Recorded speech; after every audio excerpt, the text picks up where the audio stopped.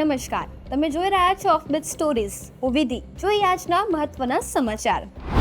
મનરેગા કૌભાંડમાં કોંગ્રેસ નેતા હીરા જોટાવાની ધરપકડ બાદ તેઓના પુત્રની ધરપકડ થઈ છે. ભરૂચ પોલીસ દ્વારા દિગ્વિજય જોટાવાની ગઈકાલની ગીર સોમનાથથી અટકાયત કરી ભરૂચ લાવવામાં આવ્યો હતો.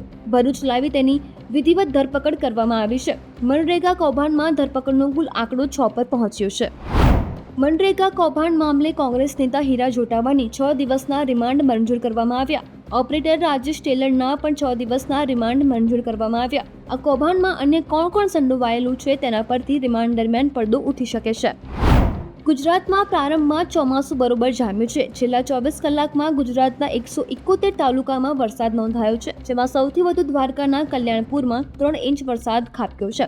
કચ્છના માંડવીમાં 2 ઇંચથી વધુ વરસાદ નોંધાયો છે, જ્યારે 15 તાલુકામાં 1 ઇંચથી વધુ વરસાદ નોંધાયો છે.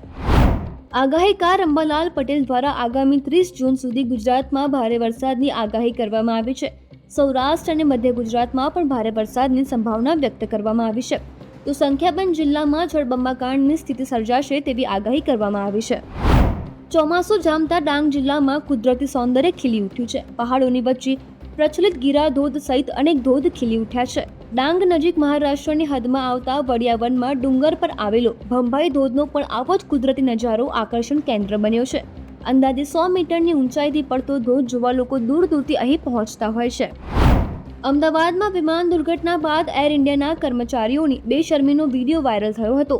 પ્લેન ક્રેશના બીજા દિવસે એર ઇન્ડિયાના કર્મચારીઓ ગુરુગ્રામમાં પાર્ટી કરી રહ્યા હોવાનો વિડીયો વાયરલ થતાં લોકોમાં રોષ ફેલાયો હતો, જેના પગલે એર ઇન્ડિયાએ 4 કર્મચારીઓને સસ્પેન્ડ કરી દીધા છે.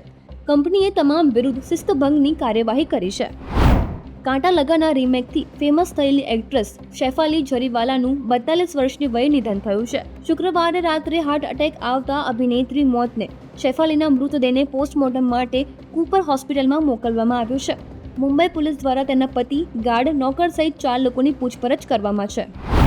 જગન્નાથપુરીમાં ભારે ભીડને કારણે રથયાત્રામાં 600 ભાવિકોની તબિયત લથડી. ભીડ અને બફારાથી 600 લોકોની તબિયત બગડતા તમામ ભાવિકોને સારવાર અર્થે હોસ્પિટલ ખસેડવામાં આવ્યા છે.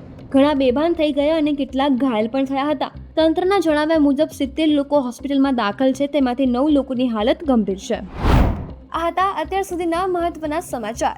દેશ અને દુનિયાના બાકી સમાચાર માટે વિઝિટ કરો અમારી વેબસાઇટ offbitstories.in અને ઓફ બીટ સ્ટોરીઝને સોશિયલ મીડિયા પર ફોલો કરો.